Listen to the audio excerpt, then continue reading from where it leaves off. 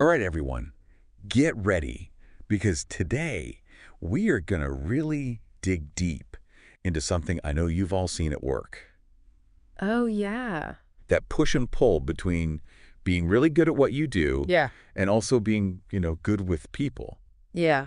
Like, have you ever worked with someone who's a total genius, Oh, yeah. but they just can't explain their ideas to anyone? All the time. Or maybe someone who's super friendly, Uh-huh. but they just can't seem to meet a deadline? Yep. That's exactly what we're going to break down today. And to help us, we're using this excerpt from Competency versus Empathy in the Workplace. Perfect.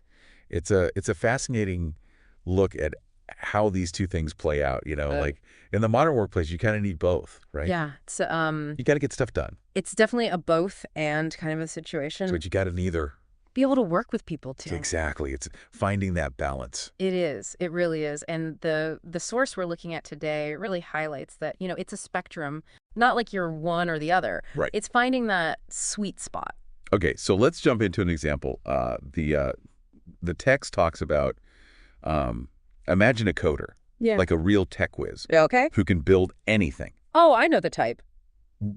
But asking them to explain it is Okay. like impossible. With pulling teeth. Totally. Yeah. So they've got the competency like sky high, Totally. but the teamwork, it's Yeah, it's gonna suffers. suffer. Yeah. And so then for managers, right, Okay. that's where this competency conundrum comes in. Yeah. Because what do you do, right? Yeah. Do you try to like train this person to be better with people? Right. Or do you Well, just do you look for someone who already has both go for someone who's already at it? right from the start? Yeah.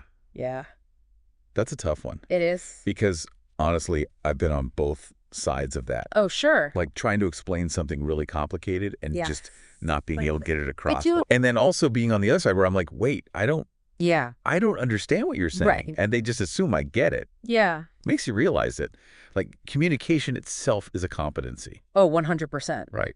It's a skill Yeah. in and of itself. Okay, so we've seen how like high competency but low empathy can cause problems. Right. But the source also warns us about the opposite, Okay. the what they call the empathy trap. Ooh, interesting. So can you be too nice at work? That's a good question. Right. I think we've all kind of wrestled with that at some point, haven't we? I think so. Yeah, and the text here, it really digs into that. It points out that if you are so focused on, not hurting anyone's feelings, that you might avoid, like, addressing performance issues. Right. Because you don't want to make anyone feel bad. Yeah. So you kind of let things slide. So in the short term, that seems okay. Yeah, it seems but the source is saying, look, it can backfire. Yeah. Because then the employee who's, not doing so well, Right. they don't get the feedback they need to improve. Mm-hmm. And then the manager is stuck carrying the weight of all these unspoken problems. Oh, so it ends up hurting them. Yeah, they call it sympathy fatigue. Oh, wow. Yeah. So it's like we've got these two potential pitfalls, right? It seems like, yeah. Too much focus on skills and not enough on people. Yeah. And then too much focus on people and not enough on like On getting things done. accountability. Yeah, the accountability. So finding that middle ground is key, Absolutely. whether you're a manager or just, working on a team. 100%. And then there's this other layer too, which is how this all plays out in terms of like Oh, yeah. how people are perceived versus how they're actually performing. Oh, this is a good one. Right. Yeah. Because you can have someone who's super competent, Yes. but they just don't know how to get their ideas heard. Right. They can't communicate them. And then you have someone else who's like super smooth, Uh-huh. but maybe their work isn't that great. Right. Wait, are we saying like charisma can hide a lack of skill? Sometimes. Yeah. Because I've definitely seen that. Oh, for sure. Like they're so good at selling themselves Yes. that nobody even notices Yeah, that the but- work's not there. It's a fascinating dynamic. It really is. Yeah. And the source calls this the perception versus performance dilemma. Okay. And we're actually going to dive into that more in part 2. All right. So we're going to unpack how this plays out. Yes. And what managers can do to make sure they're not fooled by, just a good show. Exactly. So stay tuned because we'll be right back after a quick break. Sounds good. It's funny, like sometimes it feels like we're watching a magic show at work. Oh, yeah. Like the source, it says that people who are really good communicators, Right. they can kind of create this like illusion of being really good at their jobs, even if they're not. Really? Yeah, like they're so good at, presenting and telling stories and building relationships that it kind of overshadows the fact that the actual work might not be like amazing. So it's not just about like doing the work. Right. It's about being seen doing the work. Kind of. That feels a little unfair. Fair. Have you ever worked with someone like that? Oh, definitely. It's so frustrating. It is. Like all talk and no action. Exactly. And that's why the source, it really emphasizes the importance of objective metrics. Oh, okay. Like clear ways to measure performance. Yeah. Because they call it the perception versus performance dilemma. Right. If success is just based on how you're perceived, then it's not really fair, is it? No, not really. But if you have, project completion rates or like client feedback, then it becomes much harder to hide. Okay, so for managers, it's about looking beyond just the charm. Right. And focusing on actual results. Tangible outcomes. Okay, so we've got the objective metrics. Yeah. What else does the source say? Well, it also talks about transparency and communication. Oh. Like if managers are really clear about what's expected and they're giving regular feedback, not just on like task performance, but on those interpersonal skills too. Yeah, the people skills. Then it's much harder to just coast on being charming, Right. Because you're being held accountable for the whole package. Makes sense. So clear expectations. Yes. Regular feedback. Exactly. That creates a culture of accountability. It does. Where everyone knows what they need to be doing. Yep. Okay, but let's flip it for a second. Okay. What about the person who is really competent? Right. But maybe they're not so good at communicating that. Oh, yeah. Like, they're doing great work, but nobody really knows because they just, they can't quite get the message across. Yeah, they're not good at selling themselves. Yeah, and the source, it actually talks about this too. It says even people who are super skilled, they still need to work on communication. It's its own skill. Yeah, it's not enough to just be good at what you do. Right. You have to be able to tell people about it. You gotta be able to explain it. You have to be able to explain it, share your progress, your ideas, your value to the team. So it's like everyone needs to find that balance. I think so. Right. Yeah. No matter where you are on that, like, competency, empathy spectrum. It's about recognizing that both are important and finding that blend where you can really shine. So we've talked about, like, the competency conundrum, the empathy trap, and this, like, perception versus performance thing. Yes. I feel like we're starting to see, like, the full picture here. We are. But the question is, what do we do about it? That's the big question, isn't it? I'm guessing the source has some ideas. Oh, it does. It wouldn't be a deep dive without some practical tips. Lay it on us. Okay, so first up, it talks about individualized development plans. Oh. So remember, we're talking about a spectrum here. Right. It's not just one or the other. Yeah. So the idea is you figure out where each person falls on that spectrum, and you tailor their development based on that. Oh, okay. So think about your team. Yep.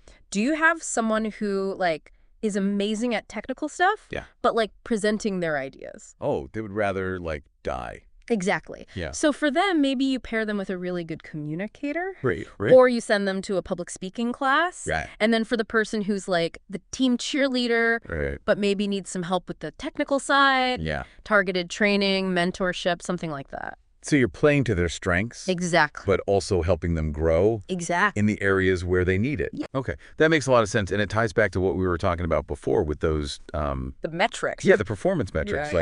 We need to make sure that we're measuring both the hard skills and the soft skills. Absolutely, because both are important. Right. So we're recognizing and rewarding a well-rounded skill set. Yes, 100%. Because at the end of the day, it's not just about, like, churning out work. Right. It's about working together towards a common goal. And feeling good about it. And creating a good environment. Right. Absolutely. We're all human. We are. Okay, speaking of humans. Yes. The source also talks about something we all need, but don't always get enough of. Oh, what's that? Balanced feedback. Yes, feedback is crucial. Break it down for us. What is balanced feedback?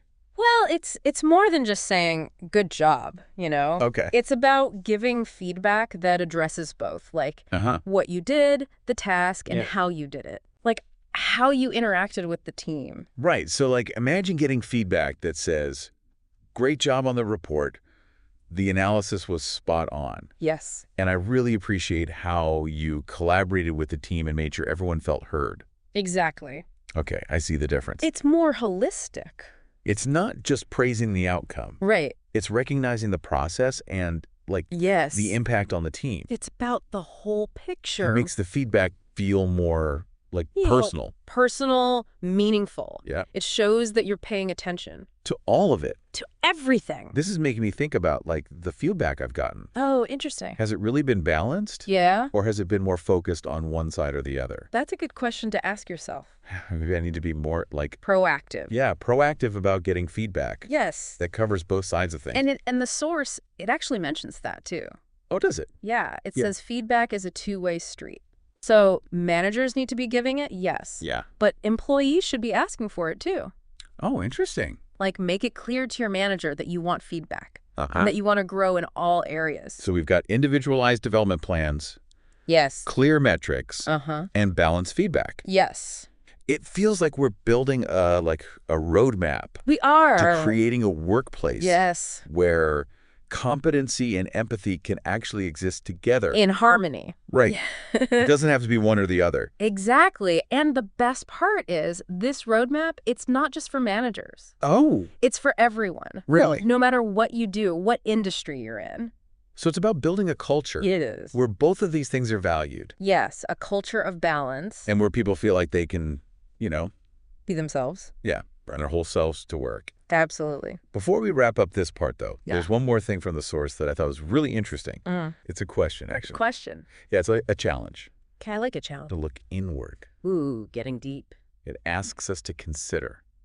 Like, Yeah. are we leaning too heavily on one side of this whole competency, empathy thing? That's a good question. Right. Yeah. Like, it's easy to just focus on what we're good at. It is. It's comfortable. But the source is saying, like, real growth happens when we push ourselves outside of our comfort zone. Okay. I'm listening.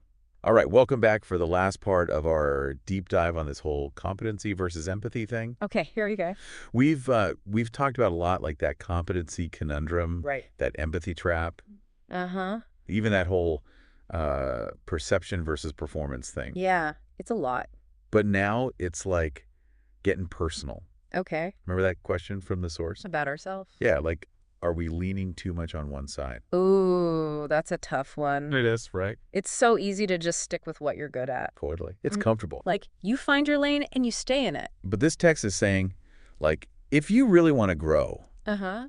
you got to push yourself out of that comfort zone. Okay, I'm following you. So, like, imagine you're always the one people go to for the technical stuff. Yeah. Maybe you haven't had as much practice, like, leading a team. Right. Or dealing with, some kind of conflict. Yeah, those softer skills. And then on the other hand, if you're, like, the team's cheerleader, Right. Always positive. maybe you haven't focused as much on, like, the actual technical skills. Right, you've kind of avoided it. So that's why this whole self-reflection thing is so important. Yeah, like taking a look at ourselves. Not to, like, beat ourselves up. Right. But just to figure out where we can improve. To become more well-rounded. Exactly. So let's say I realize, okay, I'm kind of a lone wolf at work. Okay. Super focused on my own stuff. Uh-huh. What are some things I can do to, like, get better at the empathy part? Well, just realizing that is huge. Oh. Like okay. that awareness is the first step. Yeah. And then from there, you can start making small changes. Okay. Like make an effort to, check in with your coworkers. Not just about work, but like how are they doing? Yeah, like their actual lives. Exactly. Just asking, how was your weekend? Right. Anything fun going on? It's easy to forget to do that when you're like... Oh, yeah. You get tunnel vision. Head down on your work. Totally. Okay, what about the other side? Okay. What if I'm, like, really good with the empathy stuff, Yeah. but I shy away from the harder technical things? Then maybe it's about, like, pushing yourself a little. Okay. Taking on a project that, scares you a little bit. Right. There are so many resources out there now. Oh, yeah. Online courses, mentorship programs. You don't have to, like, become a coder in a week. No, small steps. Just, like, little things to build those skills. Exactly. And this reminds me of something the source talked about. Oh, yeah? Getting feedback from others. Oh. Because it's one thing, the think about ourselves. Right? But sometimes we need someone else to point out our blind spots. So don't be afraid to ask. No, ask your coworkers, your manager. And be specific. Right? Oh, definitely. Like, instead of just, how am I doing? Yeah. Say, hey, I'm trying to get better at communicating. Right. Do you have any advice? That shows you're, like, serious about it. It does, and it gives them something concrete to work with. And remember, feedback is good even when it's not, like, the best. Oh, for sure. It's how we learn. So we talked about, like, looking at ourselves, Uh-huh. making changes to how we work, Yeah. asking for feedback, Right. taking advantage of learning opportunities. Absolutely. But there's one more thing from the source that I thought was really, like, powerful. Okay, what's that? Finding role models. Oh, that's a good one. Like, look around your workplace. Yeah. Who seems to have figured this whole competency, empathy thing out. Right, who's got that balance? Watch how they do things. See how they communicate. Yeah, how they handle those tough situations. It's like a free master class. And it's not about copying them exactly. No, but you can get ideas. See what works for them, and then, like, Adapt it for yourself. yeah, make it your own. That's what makes this whole thing so interesting, you know? Yeah. There's no one right answer. It's about finding what works for you. Your own blend, your own recipe. It's like we're all, like, mixologists Like that. trying to make the perfect drink. The perfect blend. And sometimes it takes a few tries, Oh yeah, you gotta experiment. but that's part of the fun. It is. It's all about the journey. All right, well, this has been an awesome deep dive. It has. I hope everyone listening feels, like, energized Yeah, to inspired. go out there and create a little more of that magic at work. Because it is possible. Remember, competency and empathy, they're not enemies. No, they work together. They can make some pretty amazing things happen. Absolutely. And keep talking about this, you know? Yeah. Share your experiences, what's worked for you. What hasn't worked? Let's learn from each other. Awesome. Thanks for joining us, everyone. It's been fun. We'll be back next week with another deep dive. Can't wait. Until then, stay curious.